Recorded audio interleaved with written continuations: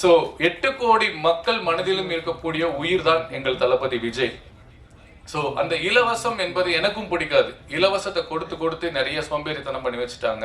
கல்வி, மருத்துவம், விவசாயம், இந்த பேசிக் நீட்ஸ்க்கு மட்டும் இலவசம் இல்லாம ஊக்கத்தொகையா இருக்கணும்னு நான் ஆசைப்படுறேன். இது என்னுடைய பர்சனலா இருந்தது. அது விஜயண்ணா பாயிண்ட் ஆஃப் வியூல இவர் சொன்னது எனக்கு ரொம்ப ரொம்ப கனெக்டா இருந்தது. கோபி டைரக்டர் சொன்னது எனக்கு ரொம்ப, அப்ப யோசிச்சு பாருங்க, இன்னைக்கு இருக்க யங்ஸ்டர்ஸ்க்கு எல்லாமே அந்த இடத்துக்கு வந்துட்டாங்க, ஒரு மாற்றத்தை விரும்பி வந்துட்டாங்க, அதை துணிச்சலா சொல்றதுக்கு, துணிச்சலா செய்யறதுக்கு வந்துட்டாங்க. ஏன்னா நான் உங்களுக்கு முன்னாடியே போட்டேன் தலைவா, நான் 2024 போட்டேன், முதலமைச்சர் போட்டுட்டு என் வீட்டுல இருக்கு, நான் வெளியேற்றல. என் நண்பர் சொன்னார் வேணாண்டா போடாது, அது நாகரிகமா இருக்காதுன்னு சொன்னதுனால நான் வெளியே போடல.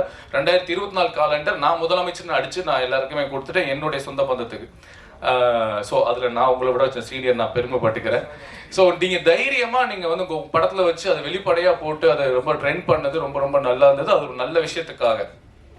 ஸோ இதெல்லாம் பேசும்போது ஒரு சின்ன கோபமும் வருது, இங்க பதிவு பண்ண வேண்டிய கட்டாயம் இருக்கு. கலையும் அரசியலும் இல்லாம எந்த ஒரு மனிதனின் வாழ்க்கையும் முழுமை அடையாது.